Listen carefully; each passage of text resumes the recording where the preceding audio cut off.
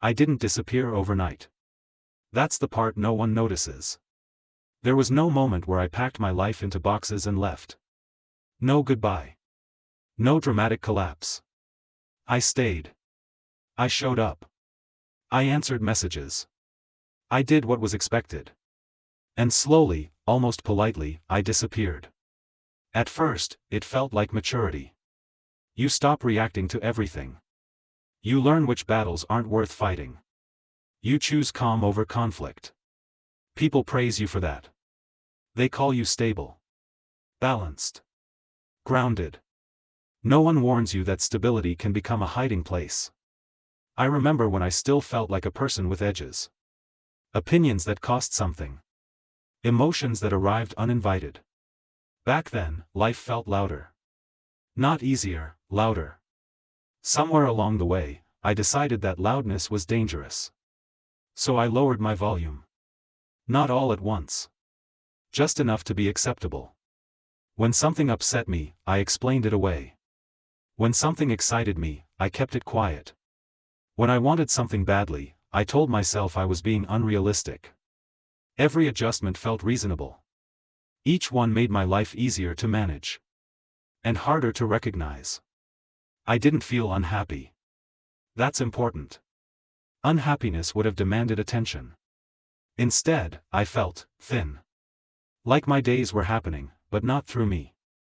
I was present in body. Absent in spirit. At first, I blamed responsibilities. Everyone gets tired. Everyone sacrifices. This is adulthood, I told myself. But adulthood isn't supposed to feel like erosion. I noticed how often I said, "It's not a big deal," when it was.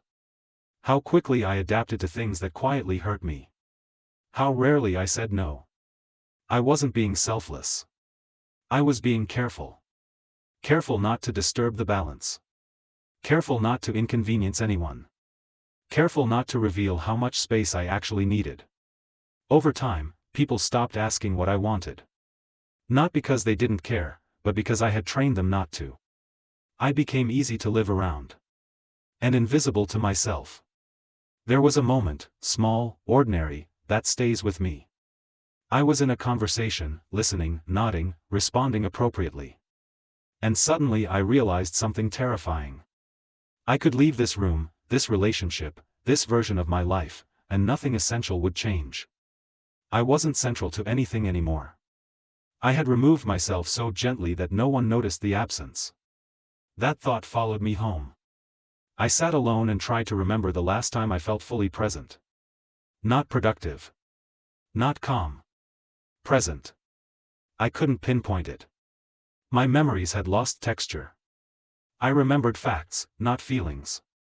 Events, not impact. I began to understand something uncomfortable. I hadn't been living badly. I had been living carefully. Carefully enough to avoid conflict. Carefully enough to avoid failure. Carefully enough to avoid being seen too clearly. And in doing so, I had avoided myself. I didn't lose my voice. I muted it. I didn't abandon my desires. I postponed them until they no longer knocked. I told myself I was being patient. In reality, I was shrinking. Day by day, choice by choice, I made myself easier to carry, until there was barely anything left to carry at all. The scariest part? No one told me I was disappearing. They complimented me. "You're so calm. You're so understanding. You never make things complicated." They meant it kindly. I heard it like a diagnosis. I wasn't complicated anymore because I wasn't there anymore. That realization didn't make me panic. It made me quiet. Because panic would have required energy I no longer had. I started to sense that if I continued like this, nothing catastrophic would happen. No breakdown. No collapse. Just a life that slowly forgot it had once been lived from the inside. That was the moment a question formed, soft, persistent, impossible to ignore. If I don't come back to myself soon, will there be anything left to return to? Once I realized I was disappearing, I tried to reverse it the way I reversed everything else. Quietly. I didn't announce anything. I didn't confront anyone. I didn't even change my behavior in ways that were immediately visible. I just paid attention to how often I swallowed words, to how quickly I adapted my opinions to match the room, to how instinctively I minimized myself before anyone else had the chance. That awareness was uncomfortable. It exposed how practiced my disappearance had become. I had trained myself to anticipate friction and smooth it out before it happened. To read emotional weather and adjust accordingly. To choose neutrality as my default position. Neutrality felt safe. But safety, I was beginning to understand, had become corrosive. I started noticing a strange pattern. The more agreeable I became, the less connected I felt. The easier I was to be around, the harder it was to feel seen. I had confused peace with absence. I told myself I was avoiding unnecessary conflict. That I was being mature. But maturity isn't about erasing yourself. It's about knowing where you end and others begin. That boundary had blurred almost completely. I couldn't tell anymore which preferences were mine and which were inherited. Which opinions I held and which I performed. Which silences were chosen and which were automatic. That frightened me. Because identity isn't something you lose dramatically. It erodes. I began feeling resentment in places where I used to feel nothing. Not loud resentment. Subtle. A tightening in my chest when I agreed too quickly. A heaviness when I said, "It's okay," and meant, "It isn't." That resentment had nowhere to go. I didn't express it. Didn't articulate it. So it turned inward. I became quietly irritable with myself. Why didn't I speak up? Why did I let that pass? Why am I always adjusting? Those questions followed me. They didn't accuse. They waited. There was a moment when someone asked me a simple question, "What do you think?" The room went quiet.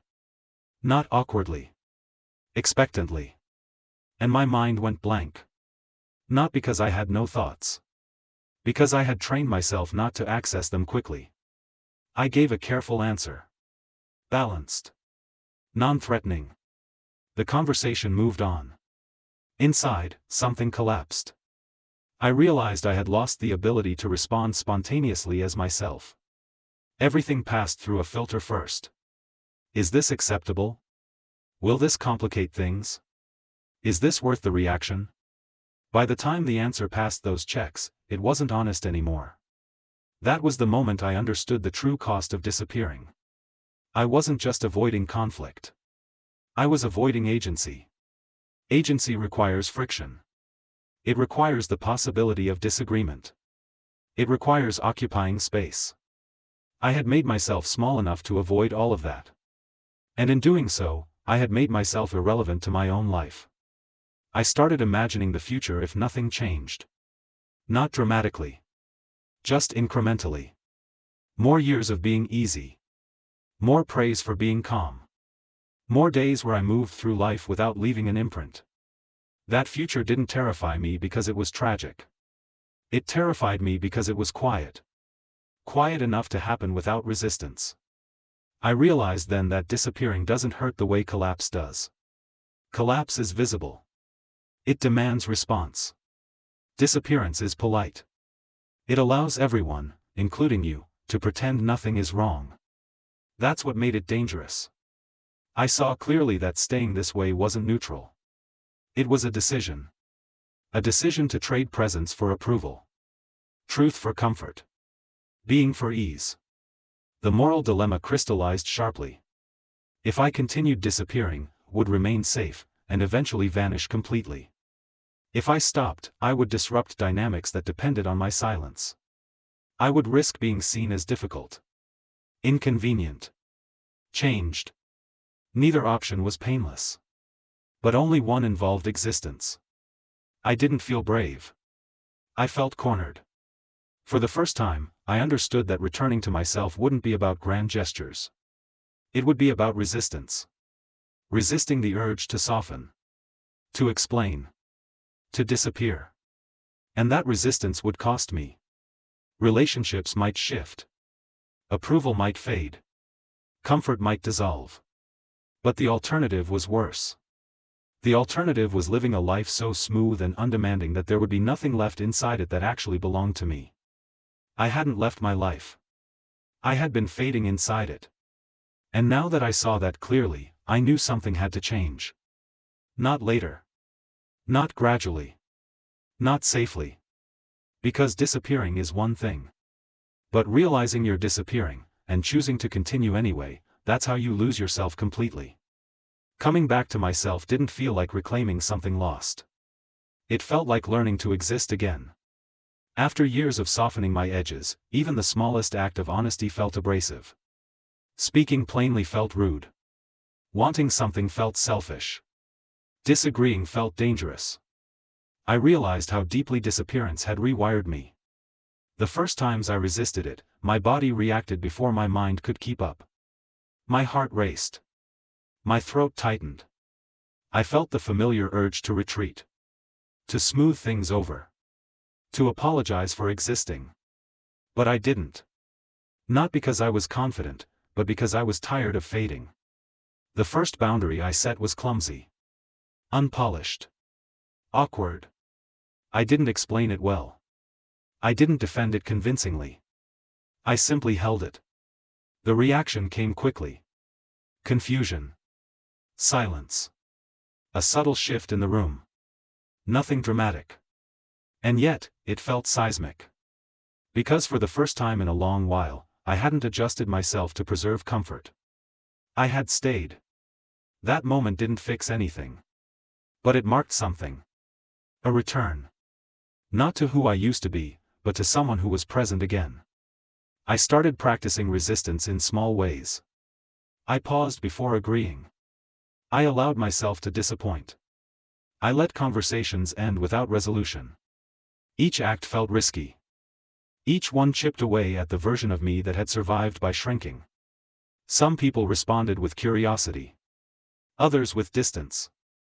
I learned something painful but necessary. Not everyone benefits from your presence. Some people benefit from your absence. From your silence. From your compliance. When that changes, the relationship does too. I grieved those shifts. Not because the connections were fake, but because they were built on a version of me that no longer existed. That grief was quiet. It didn't ask to be fixed. It asked to be honored. As I continued to resist disappearing, something unexpected happened. I started feeling tired, but in a clean way. Not drained. Spent. As if energy was finally going where it belonged. I noticed my days leaving marks again. I noticed myself inside moments, irritation, joy, uncertainty, relief. Presence returned unevenly. Some days I slipped back into old habits. Some days I caught myself mid-disappearance and stopped. Progress wasn't linear. It was deliberate. I learned that coming back to yourself doesn't mean becoming louder or more assertive overnight.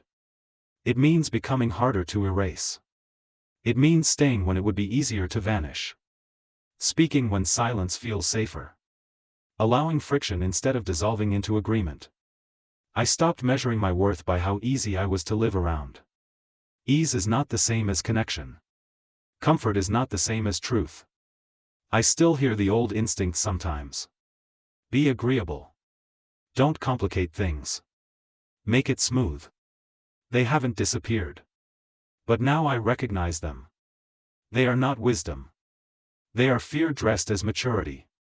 If you're listening to this and something in you feels familiar, that quiet sense of thinning, of fading, I want you to hear this carefully. You don't disappear because you're weak. You disappear because you learned that taking up space had consequences. Coming back doesn't mean rejecting everyone or everything. It means deciding that your presence is not optional. I didn't return to myself in a dramatic moment. I returned through resistance. Through small acts of staying. Through choosing existence over ease. My life didn't suddenly become lighter. In some ways, it became heavier. But it became mine again. And that weight, the weight of being fully present in your own life, is not a burden. It's proof. Proof that you're here. Proof that you didn't fade completely. Proof that even after years of disappearing politely, quietly, without protest, you can still come back. And once you do, you don't need to be loud to be real. You just need to stay.